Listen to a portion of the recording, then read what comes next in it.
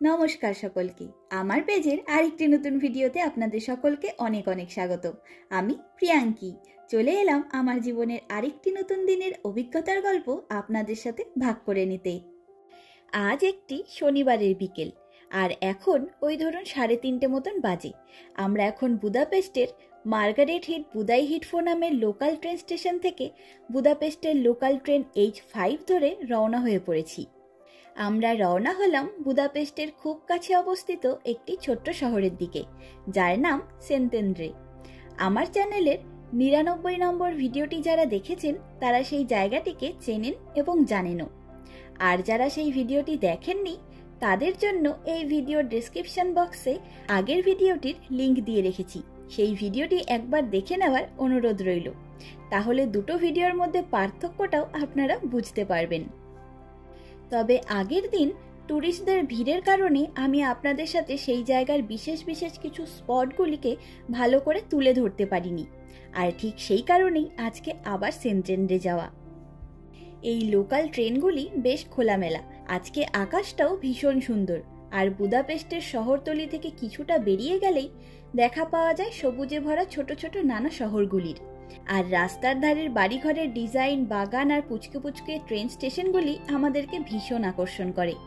আর সেন্টেন্ড্রেতে ঢোকার আগেই দেখতে পাওয়া যায় হাতের বাঁদিকে ওই পাহাড় সহ ছোট্ট আরেকটি শহর কিংবা গ্রামের, যদিও এখানে কোনো জায়গাকেই গ্রাম বলা হয় না, স্মল টাউন বলা হয়। আর ওই জনবসতির পাশের মাঠঘাটেই ঘুরে বেড়ায় মোটা মোটা সাদা আর বাদামি রঙের লোমসহ ভেড়ার দল। কি যে ভালো লাগে তাদের দেখতে, সে কি আর বলবো, তবে মোবাইলের ক্যামেরা সেগুলিকে তুলে ধরতে পারে না। আজকে ছুটির একটা দিনে আমরা বিশেষভাবে সেন্টেন্ড্রে কেন এলাম সেটা শুনলে আপনারাও অবাক হবেন। এটা যেই সময়কার ভিডিও শেয়ার করছি তখন বুদাপেস্টে সিগেট ফেস্টিভ্যাল চলছিল, এবং সেই কারণে নানা দেশের থেকে এত পরিমাণ ট্যুরিস্টের আগমন হয়েছে যে বুদাপেস্টে ঘোরাফেরা কিংবা কোথাও খেতে যাওয়া প্রায় অসম্ভব বলতে পারেন।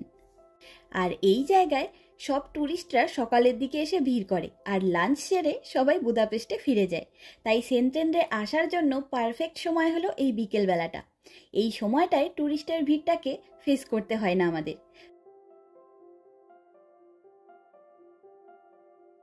যাই হোক, আপনাদের সাথে যাত্রাপথের গল্প করতে করতেই পৌঁছে গেছি সেন্টেন্ড্রেতে। আর এই হলো এই জায়গার রেল স্টেশন, একেবারে ছোট্ট একটি স্টেশন এটি। তবে এখানে আমরা আগের বছর আর এই বছর মিলিয়ে প্রায় 4 থেকে 5 বার এসেছি, তাই আমাদের কাছে এখন এখানকার সব কিছুই ভীষণ চেনা জানা লাগে। মনে হয় যেন কত দিনের পরিচয় এই জায়গাটির সাথে। চলুন এবারে এই স্মল টাউনের মেন স্কোয়ারের দিকে এগোই। মেন স্কোয়ারের দিকে এগোতে এগোতেই দেখা পেলাম এই ছোট্ট গোলাপ বাগানটির। ভারী সুন্দর লাগলো, সত্যি ফুল দেখলেই মনটা কেমন যেন ভালোই হয়ে যায়।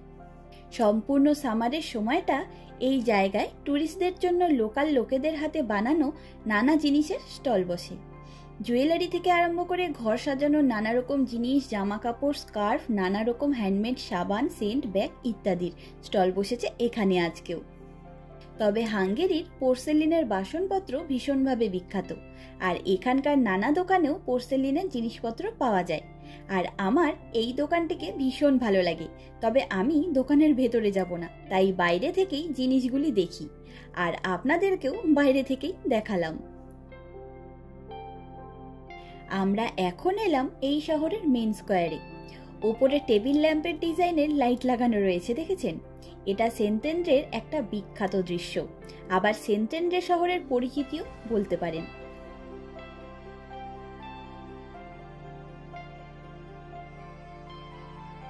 তবে এখন চলুন এই জায়গার একটি বিখ্যাত বাড়ি দেখে আসি।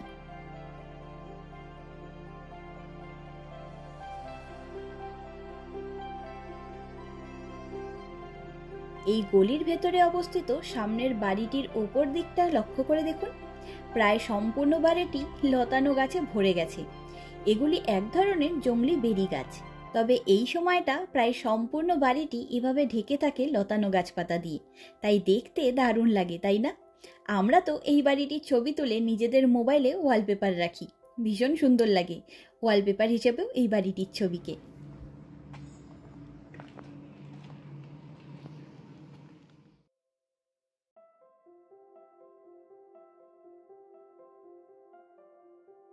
পাশের সেই সরু রাস্তা থেকে ঘুরে এসে আমরা আবার মেইন স্কোয়ারে উঠলাম। আর পাশের এই বিরাট বড় কলটি খাবার জলের কল। সৌভিককে কতবার বললাম একটু কলটা চালিয়ে দেখতে, সে কিছুতেই কল চালাবে না, জল নষ্ট করবে না, ভাবুন খালি।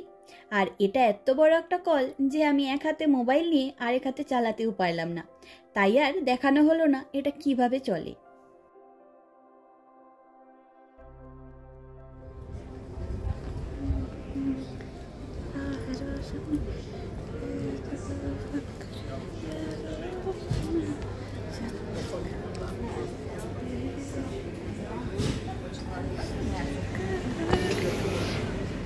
আর আমরা সেন্ট্রামে এলেই সেন্ট্রাম থেকে অবশ্যই একটা করে জেলাটো খেয়ে থাকি। দুর্দান্ত খেতে হয় এখানকার সব রকম জেলাটো। তাই এবারও দুজনে দুটো জেলাটো নিয়ে দানিউব নদীর পাড়ে গিয়ে বসবো এখন।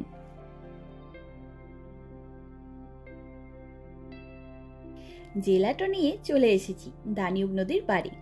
সামনের এই ফেরিঘাট থেকে বুদাপেস্ট সহ আরও অন্যান্য জায়গার ফেরিগুলি রওনা হয়। আমরা আগের বছর একবার ফেরিতে করে এখানে এসেছিলাম, দারুণ অভিজ্ঞতা হয়েছিল। তবে এবারে নানা দৌড়াদৌড়ির মাঝে আর ফেরিতে করে আসা হলো না।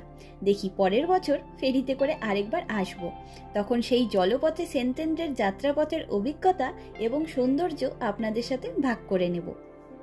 দানিউব নদীর ধারে বসে লোকাল লোকের গানের পারফরমেন্স শুনতে শুনতে বেশ খানিকটা বিকেলবেলা কাটাতে পেরে ভীষণ ভালো লাগলো। সত্যি মাঝে মধ্যে এই শান্তিটাও প্রয়োজন।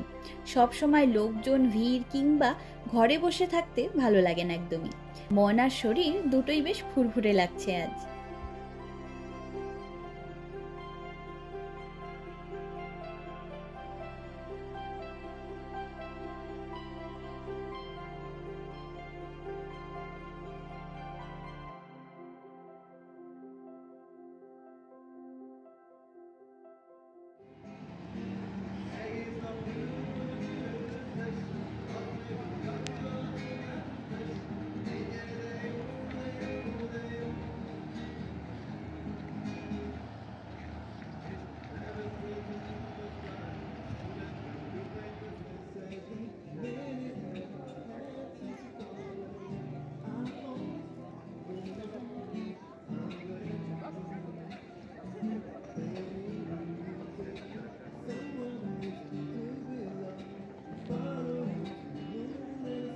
তবে এখন চলুন এই জায়গার আরেকটি বিখ্যাত দৃশ্য দেখে ফেলি।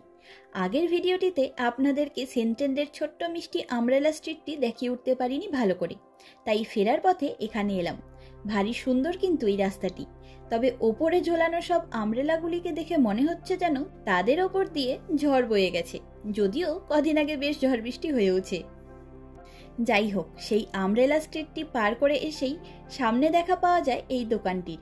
এটি এই জায়গার সবচেয়ে বড় সুভেনিয়ার শপ। তবে ভেতরে যাব না, বাইরে থেকেই এই দোকানের কিছু জিনিসের দেখা পাওয়া যায়, সেগুলি দেখিনি চলুন। এই সব সুতোর কাজগুলি ওনারা নিজেদের হাতে তৈরি করে।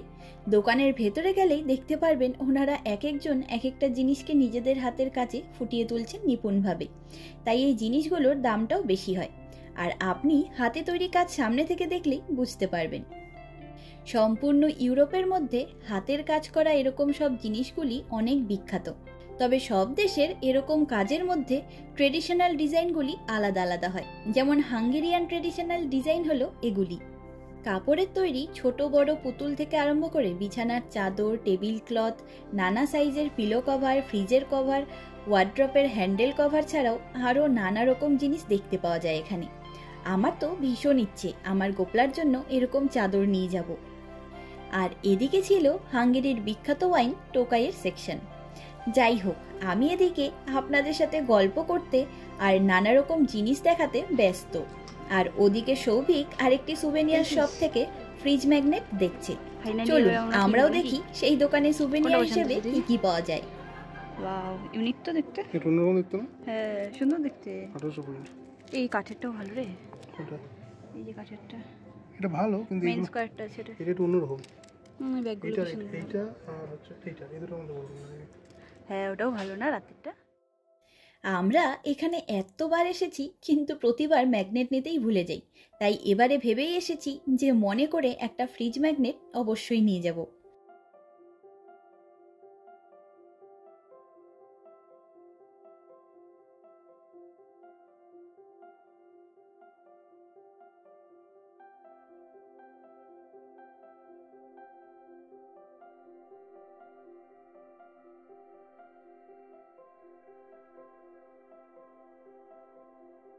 আর সামনের এই ব্যাগগুলি আমার দারুণ লাগে, বেশ শক্তপোক্ত, তবে দামটা ভীষণই বেশি, ইন্ডিয়ান টাকায় প্রায় 1700 টাকার মতন, ভাবুন।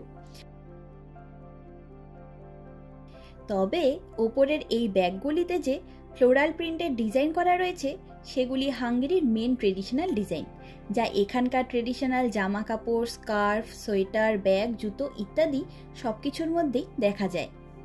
এই ব্যাগগুলির দাম ইন্ডিয়ান টাকায় 1000 টাকার মতন, সামান্য ঝোলার দামও 1000 টাকা, ভাবা যায়। যাই হোক, এবারে চলুন ট্রেন স্টেশনের দিকে এগোই।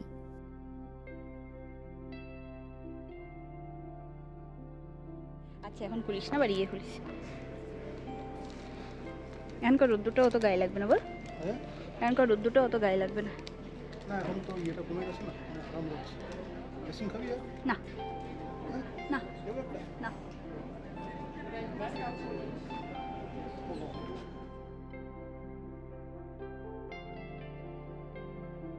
ওই দেখুন, মেন স্কোয়ারে হাতের ডান দিকে সেই বড় কল থেকে কতগুলো বাচ্চা ভিড় করে জল খাচ্ছে। তবে ফেরার পথে দেখলাম নানা রকম জিনিসপত্রের স্টলগুলি সবাই গুছোতে আরম্ভ করেছে। এখানে কি কি জিনিসের স্টল বসে তা তো আপনারা আমার সেন্টেন্ডের আগের ভিডিওতে দেখেছেন।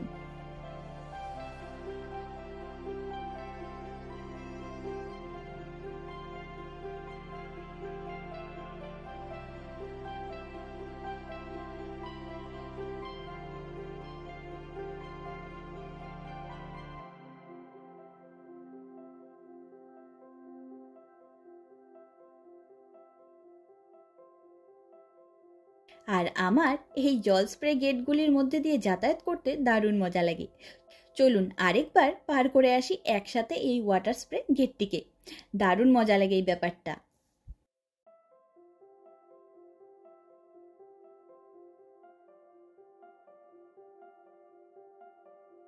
যাই হোক, হাঁটি হাঁটি পথে পৌঁছে গেছি সেন্টেন্ডে ট্রেন স্টেশনে। এবারে রওনা হব বুদাপেস্টের দিকে।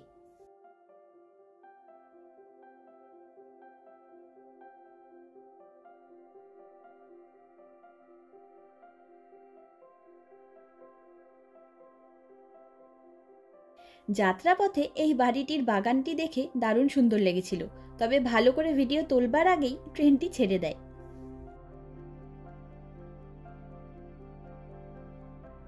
আর আমরা বুদাপেস্ট পৌঁছে সেই ট্রেন স্টেশনের বাইরে এসেই দাঁড়ালাম।